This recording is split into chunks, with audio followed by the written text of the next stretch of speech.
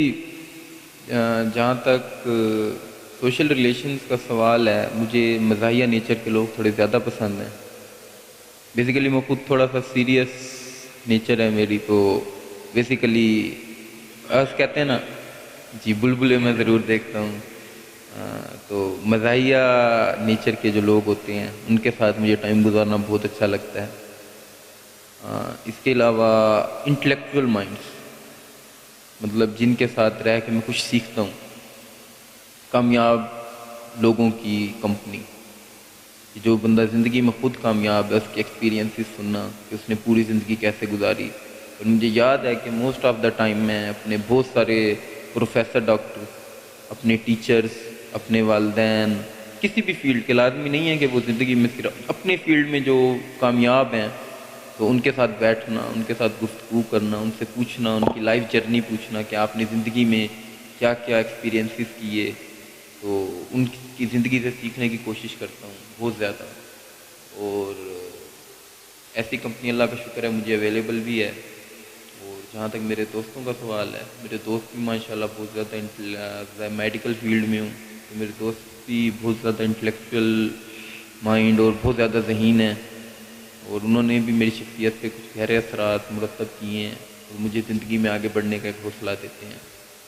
جہاں تک ہے کہ کن لوگوں سے نہیں ملنا چاہتا، تو اس میں شاید یہی ہے کہ میں تقریباً ہر قسم کے لوگوں سے ملنا چاہتا ہوں کہ اچھا نہیں تو کوئی اگر آپ کو زندگی میں برا ایکسپیرینس بھی دے جاتا ہے تو وہ بھی ایک سبق ہوتا ہے، آپ کچھ سیکھ ہی جاتے ہیں۔ آئی تھنک منافق لوگ، جیسے ہر کوئی منافق، کوئی شخص منافق بندے کے ساتھ نہیں بیٹھنا چاہتا، تو میں بھی سوچ رہا ہوں کہ کسی کی ایسی اگر ڈوئل پرسنالٹی ہو تو اس کو ڈس لائک کروں گا۔ جسے ایک ٹرم کہتے ہیں نا، بلنٹ پیپل جو ہوتے ہیں، جو منہ پہ کچھ بھی بول دیتے ہیں، میں ان کو زیادہ پریفر کروں گا چاہے میری برائی کریں، انسٹیڈ کہ جو میرے منہ پہ میری تعریف کریں اور دل میں میرے لیے اچھے نہ ہوں۔ جی، آپ کی زندگی انسان کے حسین لمحات سے بھی بھری ہوتی ہے، کچھ افسردہ لمحات بھی زندگی میں شامل ہوتے ہیں۔ زندگی کے خوشگوار لمحات، یعنی کہ کوئی ایسا واقعہ جسے آپ سوچ کے آج بھی بہت ہنستے ہو، ایسا واقعہ بھی سنا دیں۔ ہنستا تو نہیں ہوں، لیکن میری زندگی کا جو میرے لیے سب سے اہم واقعہ ہے وہ یہ ہے کہ میرے جو والد ہیں وہ بہت ریناؤنڈ ٹیچر ہیں، تو بچپن سے جو ہے نا میری پہچان ان کے نام سے کی جاتی ہے کہ یہ شیخ امان اللہ صاحب کا بیٹا ہے۔ تو میری بہت خواہش تھی کہ جو میرے والد ہیں ان کی جو ہے نا پہچان میرے نام سے ہو۔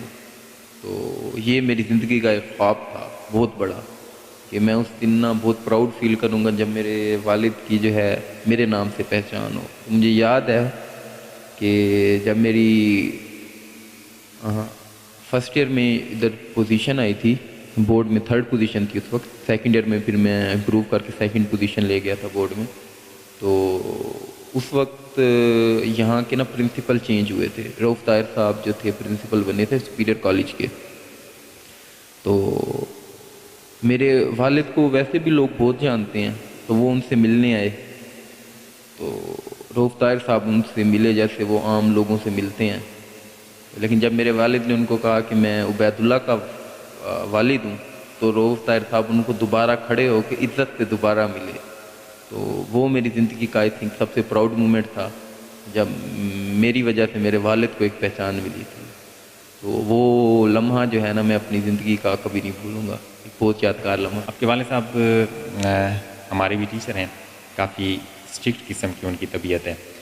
آپ نے گھر میں کیا ریلیکس ماحول رہا، یا پیرنٹس کی جس طرح سے ایک سختی ہوتی ہے، کچھ سختی بے جا بھی ہوتی ہے، ایسا تو کچھ سامنا نہیں کرنا پڑا، فیس کرنا پڑا کبھی ایسا؟ جہاں تک گھر کا سوال ہے تو میرے والد ایک اسٹرکٹ ٹیچر ہیں، لیکن گھر میں میرے خیال سے میرے بیسٹ فرینڈ جو ہیں میرے والد ہی ہیں۔ میں کوئی بھی بات ان سے دل کھول کے شیئر کر سکتا ہوں، اور اس حساب سے کبھی کوئی سختی نہیں رکھی، ان سے مذاق بھی کر لیتا ہوں، ہنسی مذاق کر لیا۔ تو اسکول میں ان سے ڈرتا تھا میں، جب وہ مجھے کلاس میں پاک اسٹڈیز پڑھاتے تھے تو ان سے بہت زیادہ مجھے ڈر لگتا تھا۔ لیکن گھر میں اللہ کا شکر ہے کہ کبھی کچھ ایسا موقع نہیں ہے۔ پڑھائی کے لیے تھوڑی سی اسٹرکٹنیس تھی۔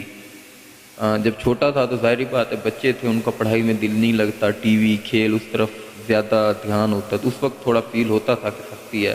لیکن وقت کے ساتھ ساتھ پتہ چلا تھا کہ یہ ہماری لائف پریورٹی ہے اور اس میں ہمیں سیریس ہونا چاہیے. تو لیکن اس کے علاوہ میرے والد جو تھے بہت ایک فرینڈلی فادر ہیں. مطلب میں ان سے اپنی زندگی کی اپنے دل کی کوئی بھی بات کہہ سکتا ہوں اور مجھے اس کے لیے کوئی مدر کو یا کسی کو درمیان میں ذریعہ بنانے کی ضرورت نہیں ہے. ماشاءاللہ میرے فادر نے ایک فرینڈلی ماحول جو ہے ہمیں گھر میں پرووائڈ کیا. جاتے جاتے آپ نوجوانوں کو اس مختصر سے انٹرویو میں کیا پیغام نوجوانوں کے لیے چھوڑنا چاہیں گے کہ جس طرح سے آپ نے ایک ڈسپلن لائف گزاری ہے اور ڈسپلن طریقے سے آپ نے زندگی گزاری، کامیابی بھی سمیٹی، پوزیشن ہولڈر بھی ہیں، میڈیکل فیلڈ میں بھی ہیں، کامیابی کا سفر جاری ہے اور انشاءاللہ سے امید ہے کہ پایہ تکمیل تک کامیابی سے پہنچے گا.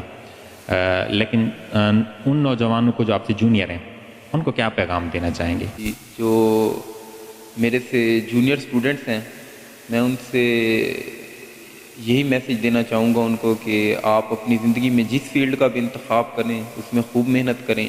چاہے وہ آپ بزنس کا انتخاب کر رہے ہیں، چاہے آپ اسٹڈی کی کسی فیلڈ کا انتخاب کر رہے ہیں، تو اللہ تعالیٰ نے ہر شخص کو ایک یونیک جینیٹک سیٹ اپ کے ساتھ پیدا کیا ہے. تو آپ ہر شخص اس دنیا میں یونیک ہے، آپ بھی یونیک ہیں. تو آپ بہت کچھ کر سکتے ہیں اگر آپ کو اپنی اوپر بھروسہ ہو اور آپ محنت کریں. اور ہمیشہ اپنے ٹیچرز کا ادب کریں، اپنے والدین کا ادب کریں اور معاشرے میں ایک مثبت کردار ادا کریں. جی تھینک یو ویری مچ سر. میں آپ کا شکریہ ادا کرنا چاہوں گا کہ آپ نے اپنا قیمتی وقت دیا، تشریف لائے یہاں پہ، اپنی زندگی کے اہم رازوں سے پردہ اٹھایا اور یقینی طور پہ ایک اچھی گفتگو ہوئی اور یقینی طور پہ نوجوانوں کو اسے سیکھنے کا موقع ملے گا. تو جو بھی یہاں پہ کامیاب شخصیت آ رہی ہے یا وہ لوگ آ رہے ہیں جن کی اپنی ایک آئیڈینٹیفیکیشن ہے، اپنی ایک آئیڈینٹی وہ رکھتے ہیں، تو لیکن ایک بات جو پیغام وہ دے کے جاتے ہیں وہ یہی ہے کہ محنت میں ہی عظمت ہے، محنت میں ہی بڑائی ہے اور محنت میں ہی کامیابی ہے. بڑوں کا احترام، ٹیچرز کا احترام اور اپنا جو شعبہ ہے اس میں مستقل مزاجی اور اس میں محنت جو ہے وہ انسان کو کامیابی کی منزل تک پہنچاتی ہے. بالآخر کامن جو میسج ہے وہ ہر کامیاب شخصیت کا وہ یہی ہے. جی تو اس کے ساتھ ہی سید آغا فواد کو دیجیے اجازت. ایک نئے پروگرام کے ساتھ دوبارہ آپ کی خدمت میں حاضر ہوں گے. تب تک کے لیے اللہ حافظ.